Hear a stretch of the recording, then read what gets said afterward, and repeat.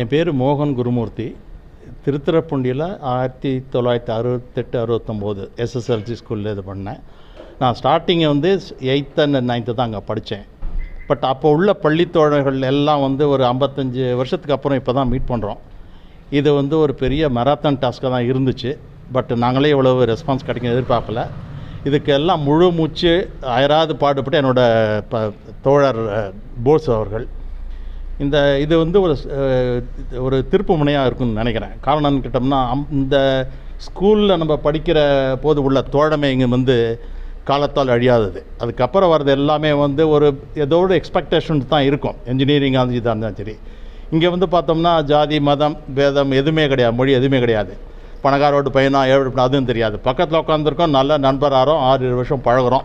அந்த பழக்கங்கள் தான் இன்றைக்கி எல்லோரும் ஒன்று கூடக்கூடிய எல்லோரும் திருச்சி, தஞ்சாவூர், கும்பகோணம், மாயவரம் அந்த மாதிரி வேறு பலதரப்பட்ட ஊர்லேருந்து வந்திருக்கிறாங்க. இதை பார்க்கும்போது இன்னும் மேன்மேலும் எல்லோரும் நண்பரெல்லாம் கேட்டாங்க, இனிமேல் வருஷத்துக்கு ஒரு தடவை மீட் பண்ணுன்ட்டு. இந்த இதை ஒரு இதாக வச்சு வருஷத்துக்கு ஒரு தடவை நிச்சயமாக நாங்கள் மீட் பண்ணுவோன்னு அனைவரோட உறுதுணையோடு இருக்குதுன்னு நான் நினைக்கிறேன். இதுக்கப்புறம் அடுத்த மீட்டிங் வரும்போது உங்களை கூப்பிட்றேன், வாங்க. நீங்கள் இத்தனை ஆண்டுகள் வச்சு மீட் பண்ணும்போது எப்படி ஃபீல் பண்ணுறீங்க? எனக்கு அப்போது உள்ள வயசு ஒரு 14-13. இப்போ 72லேருந்து நான் 13 வயசுக்கு இறங்கிட்டேன். இதுதான் உண்மை. இது நண்பர்களை பார்க்க உன் பக்கத்தில் யார் உட்காந்துங்களோ அதை பார்த்து தான் நம்மளோட இளமை திரும்புவாங்க இல்லையா? இது உண்மையாக நான் ஃபீல் பண்ணுறேன்.